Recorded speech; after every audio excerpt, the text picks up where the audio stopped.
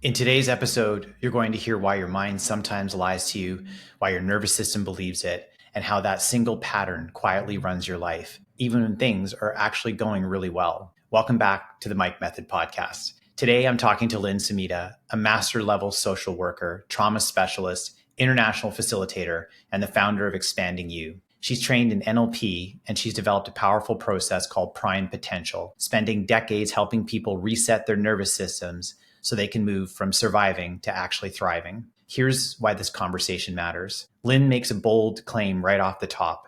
You are already whole, complete, and worthy. But most of us were conditioned really early on to believe we have to earn love, belonging, and value. That conditioning becomes what she calls a constructed identity, the box we live in, built from family systems, early shame moments, and even well-intentioned be good messages. And then we spend adult striving, comparing, and achieving inside that box, wondering, why doesn't this feel like peace? In this episode, we unpack why comparison is a thief of joy and why even switching to me versus me can still keep you in the same box if the identity underneath is performance-based. How the mind actually lies to us, not because it's bad, but because its primary job is protection, not truth. Why the nervous system trumps the mind. You can have all the data that says we're safe, business is good, and still make scarcity-based decisions because your body remembers a recession. And I'll actually tell you my own personal story about that. Crosswiring before the age of 6, how something as small as getting yelled at in a pink party dress can wire, if I do what I really want to, I'll end up alone, and how that shows up 40 years later as self-sabotage. And Lynn's beautiful story about getting rear-ended recently in a car accident and responding with total calm and compassion. Proof that when we actually reset the system, presence is possible even in shock. If you've ever thought, I know better, so why do I still do this? This episode will give you language and a pathway forward. Let's dive in. Lynn, I really appreciate you making time to be on the podcast today. Thank you. I'm very excited to have this conversation. So I've been thinking a lot. You and I had the wonderful opportunity to chat in advance and spend some time together and kind of landed on a question that I think would be the best way to start this conversation today. And it's this. So if you were able to whisper something in the ears of everyone on the planet, what would that be? Well, such a great thing. I think what I would want to whisper in every person's ears that we are whole, complete, and this beautiful essence and being within ourselves. And that so many of us, certainly myself included, grow up thinking we have to earn our love and value and worth. And the truth is, it's really at the center of us. But the journey to come back to that and to be connected to that in a day-to-day way, in an ongoing way, that's the journey, I think, that we all go through as human beings. So this concept of needing to earn love, that we need to be a certain way in the world, is that the concept? Yeah, that's and it's embedded so early in all of our conditioning that there's certain ways to be and certain things to achieve. And it really sets us up for the striving, the efforting, and really points our eyes to the external world. How am I doing in comparison in relation to others and all of that? And then, of course, we get into patterns of, judging ourselves and comparing. And we go further and further away from that core essence. And then as we get into school and we get into jobs and we get into the world more and more fully, there's just so much data out there to compare ourselves with. Early on in my career, I realized that comparison is the thief of joy. Yes. And what was happening for me is that because I'm an entrepreneur, I'm surrounded by entrepreneurs who are doing all sorts of different things. There's all these different metrics that I could compare. Is my company growing faster than theirs? Is mine growing slower than theirs? Is theirs bigger or smaller? Revenue, headcount, profitability. Like there's all these numbers that make stark comparisons between businesses. And it took me a really long time to recognize that my world around me is full of successful people. And yet that's not the yardstick that I need to measure by. I think the thing that took me a while to get to was it's me versus me. Right? Like, am I doing better than I was doing last week, for instance? or a month ago or a year ago? Am I making progress? And then I heard this lovely quote from Plato, which was never judge someone who's making progress, no matter how slow it is. And even in recognition of it's me versus me, I was judging myself based on these artificial belief patterns that I had created about where I should be in life, how much I should have created, goals that I had set, how fast it should, like how quickly I should get to these things. And so even when I got to the point of me versus me, I was still like I hadn't escaped it. That's it. We often talk about this in the training I do and so on, like a box that we're living in, Right. and the walls are the beliefs, and the floor is those core experiences that really set us up for how whole do we actually feel? Because if you've had some losses and some traumas, what I discovered as I was working with people, primarily in that whole area of trauma, is that the identity was wrapped around the trauma and the loss, or if it was a disability or whatever, it became the am this, I'm a survivor, or I am whatever. And that is a constructed identity. Mhm. And it's built on all the experiences we have, Right. including successes, including failures, and so on. But it is not the authentic self of who we truly are. So, as you say, the me versus me, still in my head, I think, yeah, and you're still in that box. Mhm. And joy lives outside that box, Right. Well, and it's a as box does I guess I've peace. artificially created too, right? Like nobody made that box for me. I've constructed it. I'm choosing to live within it. And I can expand, contract, or make the box go away whenever I want. The lack of, I guess, the challenge, I guess, would be, am I even aware that the box is there? Yes. And in that way, that was a huge discovery for me, because the achieving and the milestones that you talked about, I did exactly that pattern. And I was checking things off and, getting the right education, then getting the great job, then marrying, then building a home, then having a son. It was like tick, tick, tick. I thought that was it. I thought that was the model. Those were the goals, and they would deliver this other thing called peace, joy, well being, and so on. It was much later when I saw, no, that's not going to deliver it. And often for many people, it's a crisis or it's pressure, enough pressure on the system that you start to see like a crack in the foundation. For me, it was separating and divorcing, which Mhm. was something I never dreamt I would do. It was just not my picture. And when you put that pressure on, in a sense, the self esteem, I suddenly saw my self esteem was so conditional. It was based on all those things. And when those things were threatened, then it can be the loss of a job, it could be bankruptcy, it could be an illness, loss of a limb or a breast, or any of those things challenge our whole sense of self. Mhm. And you start to see how it literally has been pieced together. So if it has, then it can crumble. Mhm. And that's the point. You can take any of those things, and suddenly the esteem doesn't feel solid. That was a real breakthrough for me with people when I saw that. And I realized we need something different than really just trying to improve the coping. We need a different way of looking at ourselves and looking out through our eyeballs at the world. Because you can imagine, if somebody's had quite a bit of trauma, they felt unsafe in the world. People have let them down. It Mhm. hasn't been fair, and Mhm. so on.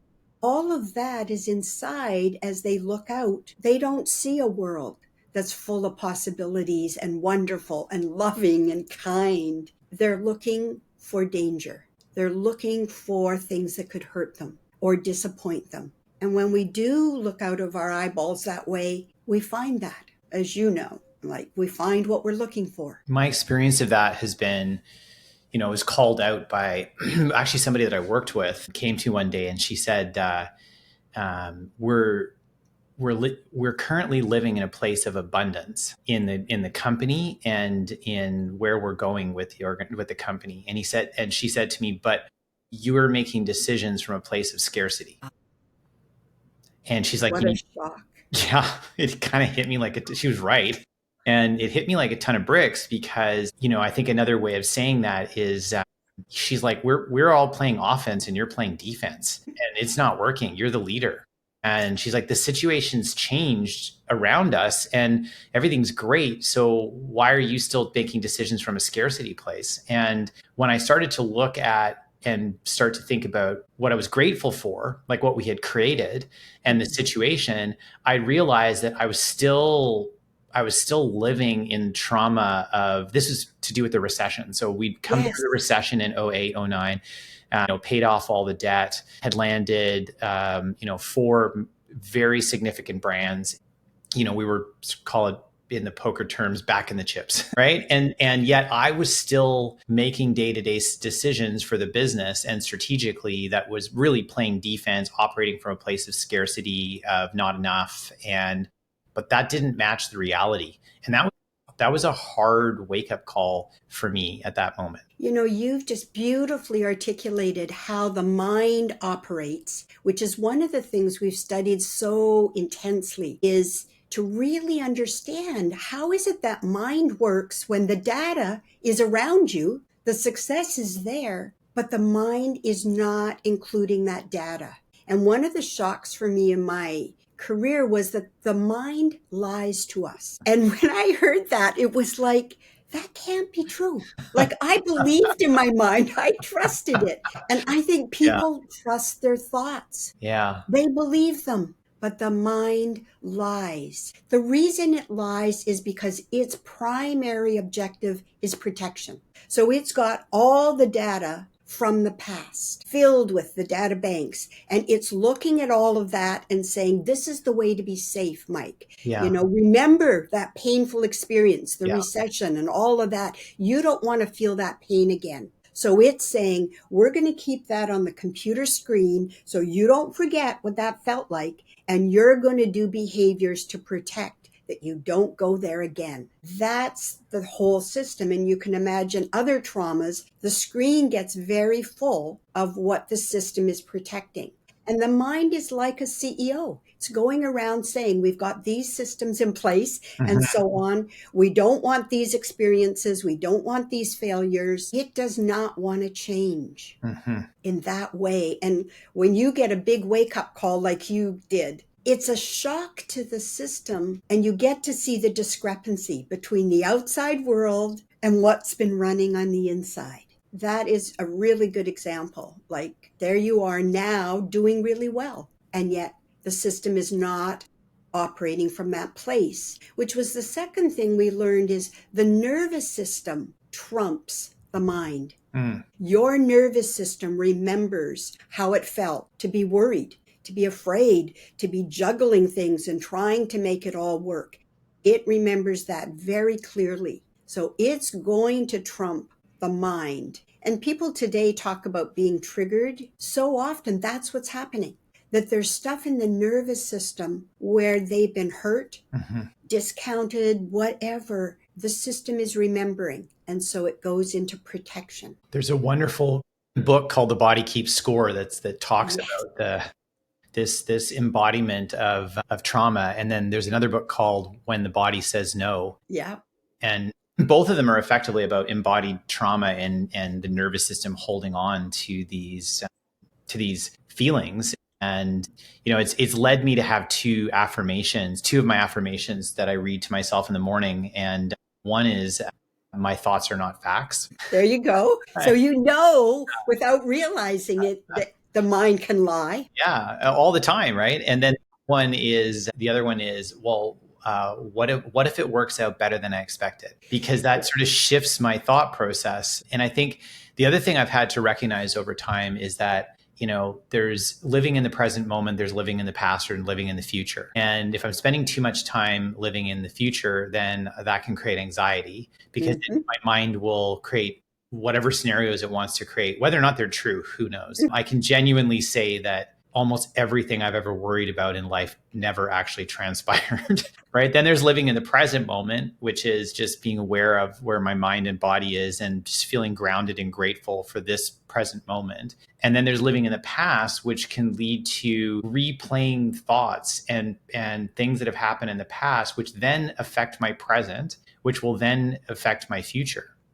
Yeah. And it's not that I don't like, I do believe that the only way to learn is to reflect on our experiences. But I think there's a point at which reflection becomes rumination and an endless loop. And when I catch myself playing out a scenario that happened 10 years ago, where, I wish it was different, or I wish I would have shown up different, or whatever the thing is, like, did I learn the lesson from that? Yes. Well, then why the hell am I thinking about it now? It's of zero use. And I actually have to tell my mind to stop, and I have to put something else into it. Yes.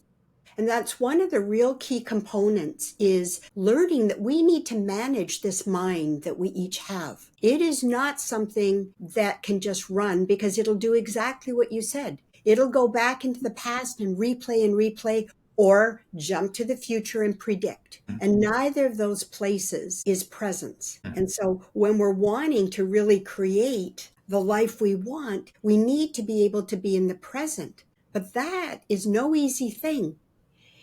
If you think, when you say to your mind, I want to be present, and we take a breath and we just sort of feel, I just want to be here now. For so many people, then the mind still keeps running. It keeps going. And it's either going in the past, what I have to do in the near future, etc., etc., etc. The truth is, the mind does not know how to be present. That was a surprise to me. It does not.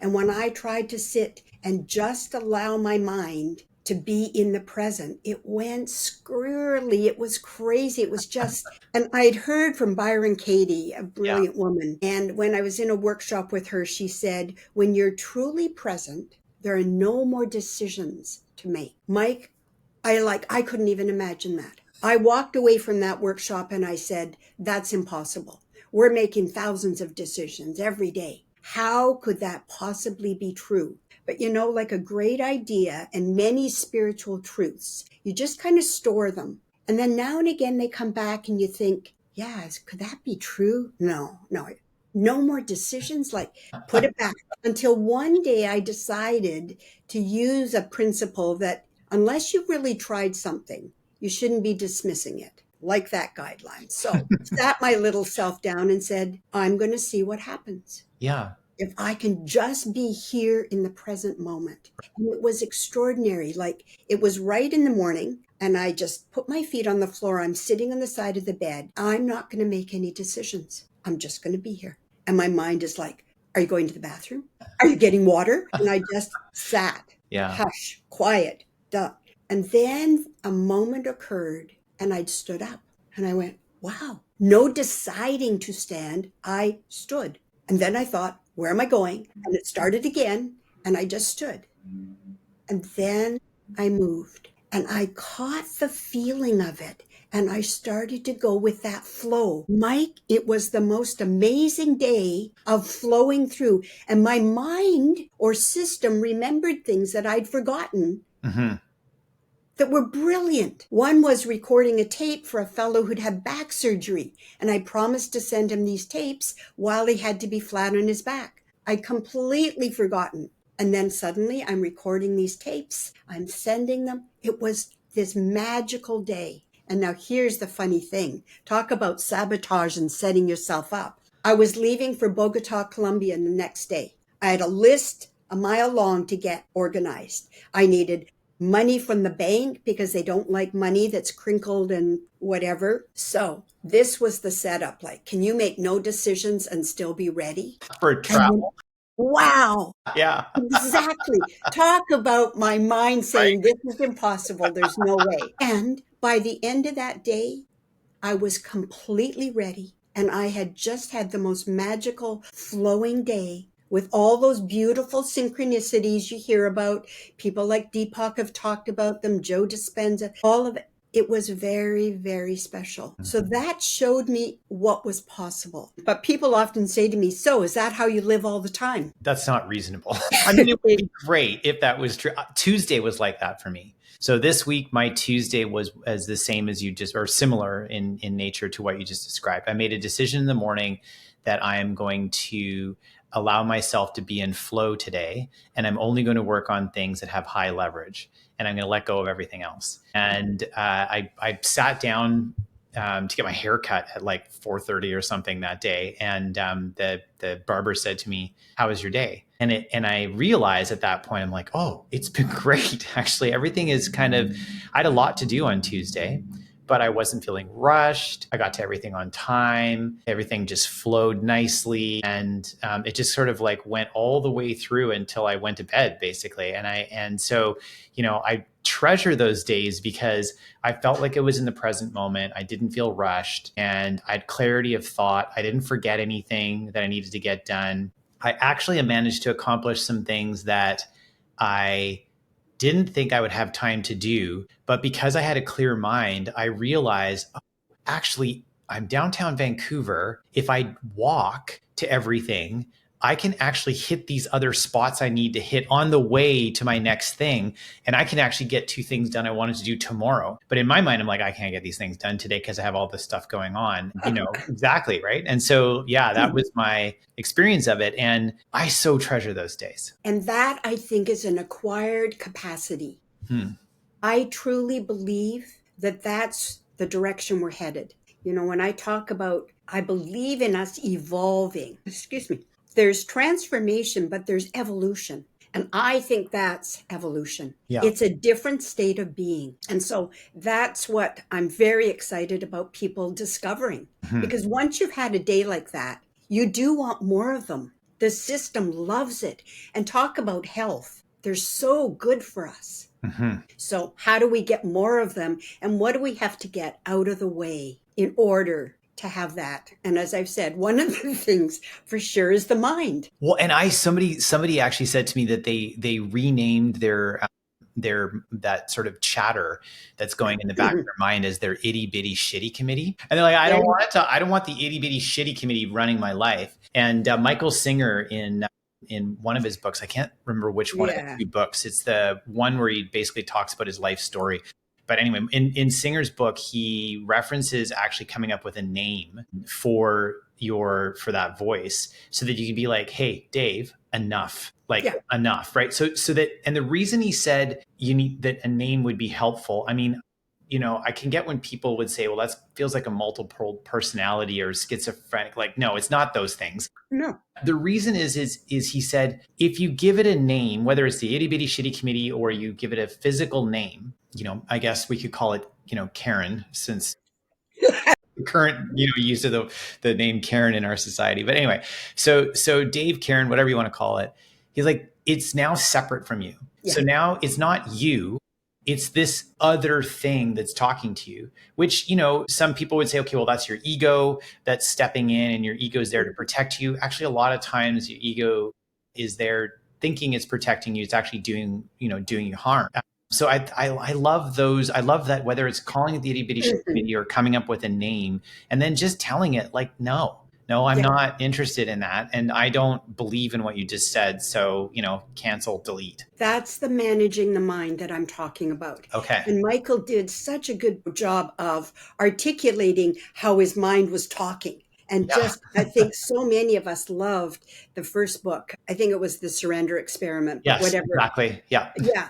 Because he just named it, which is brilliant. Yeah. When we can name something, as Siegel says, then you can start to tame it. Name it to tame it. Right. But for me, that took me into, if we're doing that, what if we could reset the whole system? Because what I discovered is that constructed identity is an operating system. It's like an operating system in your computer. So it's got all the metrics and all the benchmarks of everything from the past. I'd been working and trying to improve that, helping people get from sort of drowning to surviving, but I couldn't get them over the halfway mark to thriving. And so that was the big jump. What would it take to not just constantly be, efforting to feel okay? How do we get over that halfway point? And that took me really into the whole work of how you reset the nervous system, because a lot of people have their nervous system set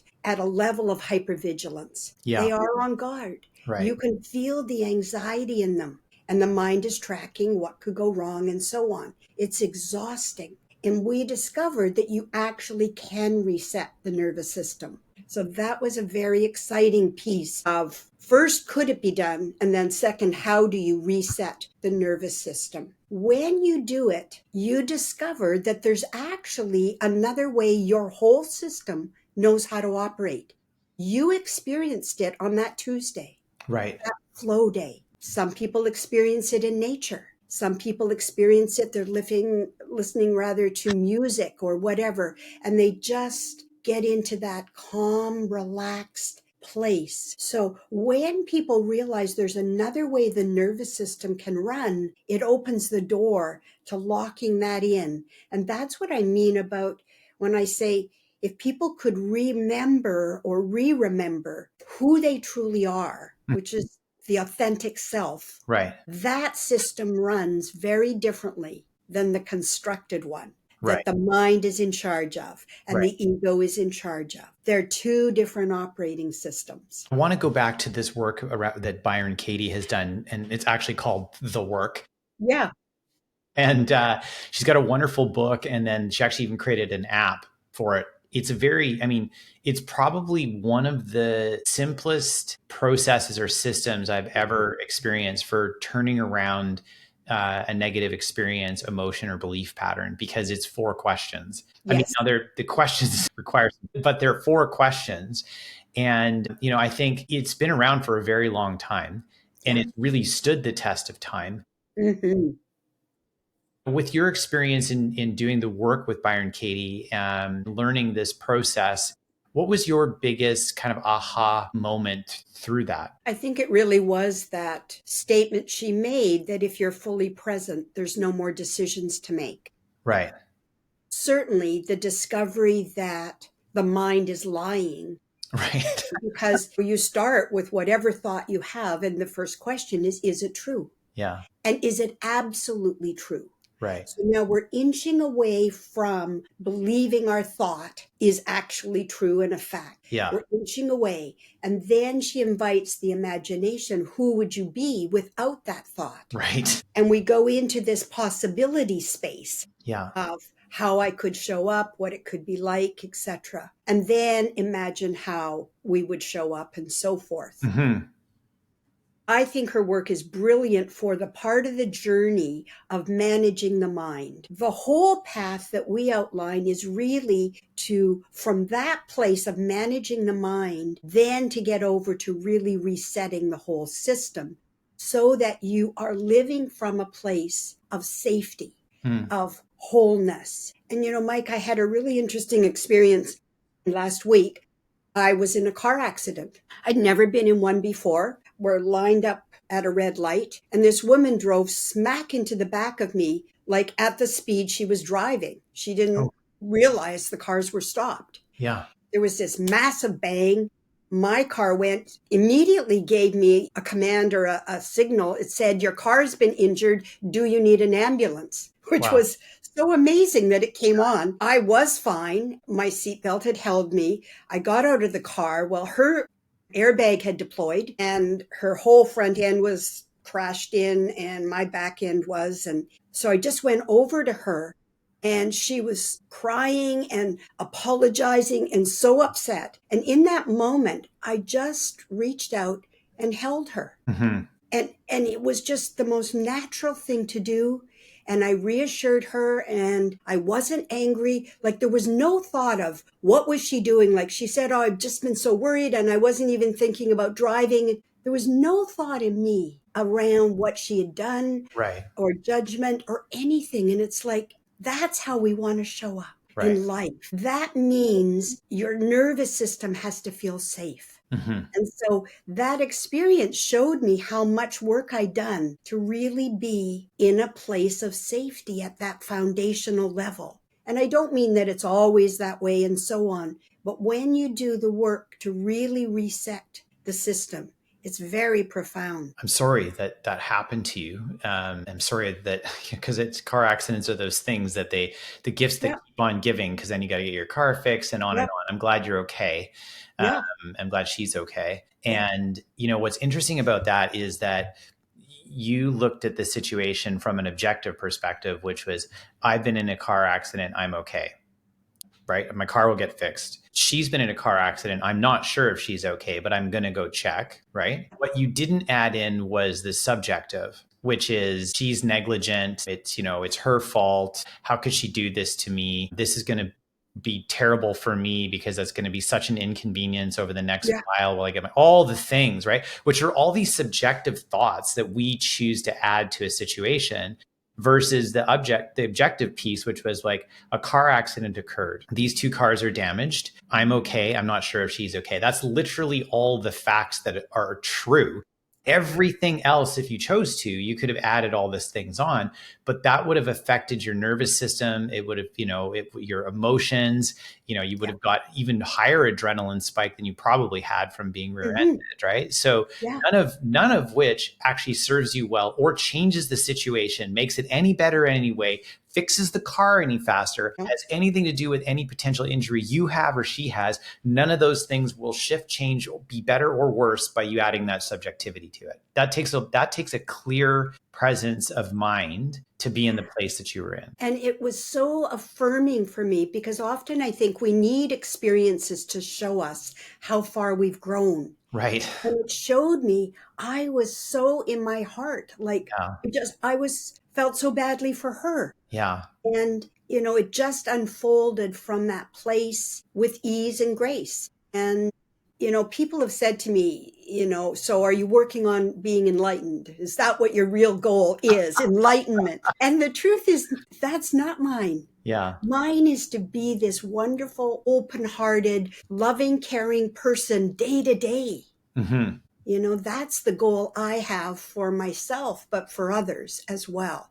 If we could have a planet of people who can be present, loving, open hearted, clear minded, as you said, what a different world we would have. Yeah, I always think about this chasing enlightenment is like one, I'm not sure like it's possible to get there. And even if you were there, would you know? And from my experience, even when you've made a ton of progress, that just now gives you an awareness of what the next level is. How much more there is. Yeah, in a really positive way. And I even think about it for meditation, right? Like, there's a wonderful book by this woman named Farzana, and the book is called I Cheat at Meditation.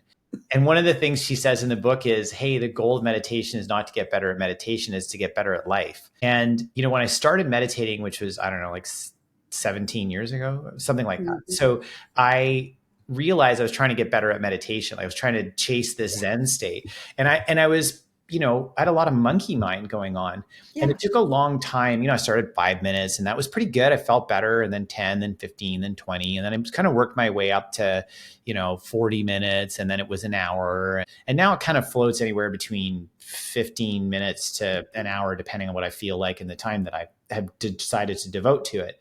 But I would say that for a long time, the first 20 minutes of a 30-minute meditation was just complete monkey mind, a flood of thoughts. And I'm like, I suck at this. Like, I can't even stay. And then I read her book and I'm like, oh, okay. So the goal is to get better at life, and meditation is helping me. And actually the act of clearing my subconscious, like getting all these thoughts out of my brain so that I can reach sort of this peaceful state. And it may or may not happen this time that I meditate. I don't know. We'll see. But the times that I have, everything just goes quiet. And I Mhm. realize either I'm just thinking about counting, or I'm listening to my heartbeat, or I'm aware of my breathing, but there's nothing else there. It's just complete quiet. And that's such a rare thing to have happen, where I feel completely present. And I find that translating that into my day, it has to be a conscious choice to bring that level of awareness into my day. It's not like the meditation just instantly, I mean, it makes it easier to do now, but I have to choose it. I can't just like, I meditate, so therefore it's just directly going to just be there all the time. It's more like, well, I know how to get there and set up the conditions for that level of presence to occur. Yeah. And I might slip, which is fine, off that place, but it's a conscious choice. Yeah, and I think it makes it easier when you've cleared some of the things in the nervous system. Right. I mentioned, how sabotage works. Yeah. When you've really wanted something and you've tried really hard, whether it's weight loss or whatever, and you're not making progress, there's what we call cross wiring in the nervous system. In other words, you may want to lose weight, but the nervous system perceives some kind of danger. Right. And more than just cognitive, when you can go into the system and discover what has got cross wired. And Mike, those cross wirings are mostly before the age of 6. So they're in way underneath in the subconscious. Yeah. I know we only have so much time, but I remember a woman coming to me and she said, you said if I really worked hard on something, and I've not made progress, maybe there's cross wiring. Yeah. And I said, yes. And so she said, well, can you tell me what's crossed? It was like as if it would be printed on her forehead. And I said, no, but I could take a few minutes with you and show you. And she said, oh my gosh, would you? And I said, sure. So I asked her, she wanted to lose weight. She was quite a large woman. And what would she get if she lost weight? And she said, oh, I'd have so much more energy. And I said, and what would be the best thing about that? Oh, Lynn, I could do so much more and so on. And I dug into that a little more. And she said, well, I could do what I want to do. I'd have enough energy for the things I want to do. And I said, beautiful. Now I'm going to ask you a crazy question. What's the worst thing that could happen if you do what you want to do? And she said, there's no worst. It would be wonderful. It's exactly what I want. And I said, no, your nervous system does not want that. And she said, really? And I said, so let me ask again. If your system was afraid of something, what do you think it might be if you do life just the way you want? And then she said, well, I guess some people might not like what I do or what I choose. And I said, okay. And if they don't like what you choose, what would be the worst about that? Well, then they wouldn't want to be around me. And I said, and what would be the worst of that? And Mike, she started to cry and she said, oh my God, I'm going to be all alone and I'm going to die destitute by myself. Right. How do we get from losing weight and being healthy to destitute and dying by yourself? They do not seem related, but they are. Yeah. So she said, well, how did that get hooked together? And I said, well, I can't tell you, but I said, it happens when we're young. And can you think of any experience when you were young where you did what you wanted to do and it didn't go well? And honestly, Mike, she knew instantly. She said, the pink party dress. And I said, okay. She said, I put it on and I was like a princess and I danced around and it was so wonderful. And this day I went outside and sat in a great big mud puddle and had a wonderful time. And Mom looked out the window, saw daughter, pink party dress covered in mud, raced out, whipped her out of the puddle, stripped off the dress, spanked her, and sent her to her room. And there she was, all alone, heartbroken, sobbing, and feeling like her world has fallen apart. The nervous system remembers. It is not going to let her go near doing what she wants to do if there's any chance she could end up feeling that abandoned, that alone, that desperate. So that kind of cross wiring we have to unhook. Right. It isn't logical, but the system has it locked in. And when it's hardwired, before the age of 6. Yeah. Right. And That's right. and that cross wiring is it's basically just there day to day. Like it's It is. Yeah. It's operating everything. Yeah.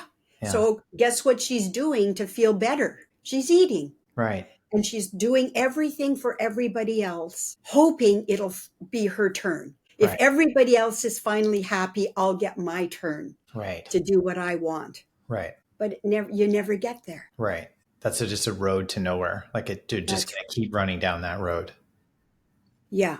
So I think for a lot of people, there's those early experiences. They don't have to be capital T traumas. Yeah.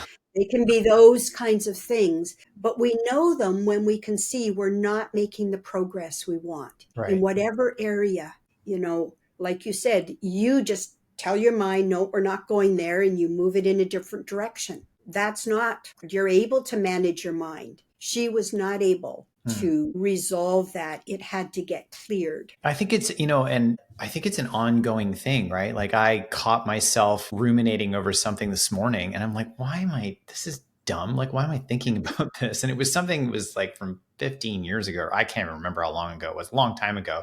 And I don't even remember why it came up into my mind. It just Mhm. popped up out of nowhere. And I realized I was thinking about this thing and it was a negative memory. And I'm like, I don't care, but like this is zero impact on my life. Right. And yet somehow it just popped up. And then I'm like, well, I'm not going to think about that anymore. That's yeah. But And so I stopped myself, but I was into it for a bit. Like, I don't know how long, maybe like 30 seconds or something, but enough that I'm kind of like, why am I even like, I don't know what triggered it. And I think that's part of the challenge is that the mind just throws these things out. And I'm like, where did that come from? Like, I don't know. I didn't read anything, see anything, hear anything, action, but something caused my mind to get triggered and then throw the thing out there. and see, I would take a little different approach of Yeah, saying please. it's serving a purpose. Okay. So if we were to follow that, Yeah. okay, the mind has remembered this. Yeah. Okay. So what's the best thing about remembering it? Right. I think the best thing about remembering it is to see how far I've come from that moment and how values based the decision was at the time. And also what it led to has been so incredibly positive. And so that's the piece, which kind of grounds me in the present moment in terms of what's happening, the abundance that I'm experiencing at work and at home right Okay. But let's pretend or assume now. that the system is trying to work something out. So it's popped up this negative. Good. It's, I'm going to say, wanting to clear something. Yeah. Okay, so you've just given the best thing about that is to remind me of the goodness and the abundance. Yeah. Okay. Now I want you to go further. Okay. What's the best thing when you remember the goodness and the abundance? What's the best thing about that? I think that it's just calming, right? Like it's just a place of feeling calm, feeling presence, and feeling gratitude for this moment, Mhm. which is I think right now something that I feel like bounce between the future and the past a lot. Okay, so hang on. Sure. Let's just see what your Yeah. system is. Yeah. So it wants you to be in touch with the gratitude and so on. Yes. Yeah. Okay. And just go with me now. And what's the best thing when you're really in touch with all the gratitude and the abundance and so on? What's the best thing about that for you? I just feel relaxed and calm. I feel like I feel like I'm living in a state, I think, as one of my podcast guests, Anna Brooks, said, the ventral state, where I'm not Mhm. in a heightened state, but I'm not in a depressed state either. Got I'm it. just kind of in the middle. And it's a lovely, peaceful place to be. Good. Now you get the crazy question. What's the worst thing that could happen when you're in this relaxed, lovely, grounded state? I'm going to miss something. Thank you. And if you miss something, what's the worst that could happen then? Bad things will happen to the business. That's right. And if bad things happen to the business, what's the worst thing about that for you? Yeah, destitute. You Like see? it's a friend of mine. His phrase is he always feels like he's two steps away from being a bag lady. I know that terminology is not politically correct, but that's his That's, thought process. And I absolutely get it. yeah, and for me, that's it. It's like bad thing will happen, destitute. It's like a direct line for me. Thank you. So, Mike, regardless of how much you know Yeah, about the state of gratitude and abundance, yeah, it is cross wired with yeah, if you relax enough, yes, you will miss something and right. something bad will happen. So, that will keep popping up because it is in at a deeper level. And when we get to that and uncross that, then the system can relax. You see, but otherwise, it's true. The system feels like it's one decision away from catastrophe or something bad happening or things falling apart. So that little thought is there as your friend showing you at a deeper level, this is cross wired and it's from a very early time when you couldn't process any of what we're talking about. But something happened when you were relaxed and just being the natural you that locked in the nervous system. And it's saying, you don't trust this really relaxed state. We're not fully. on board with it. So that's how the sabotage works. Lynn, this has been an incredible conversation. I am so grateful for your time, and you've touched on something that's deeply important to me. So I appreciate the last exchange that we had back and forth. This is my work. This is Yeah. literally the work that I'm doing right now, and I'm grateful for you putting more depth to the work that I've done.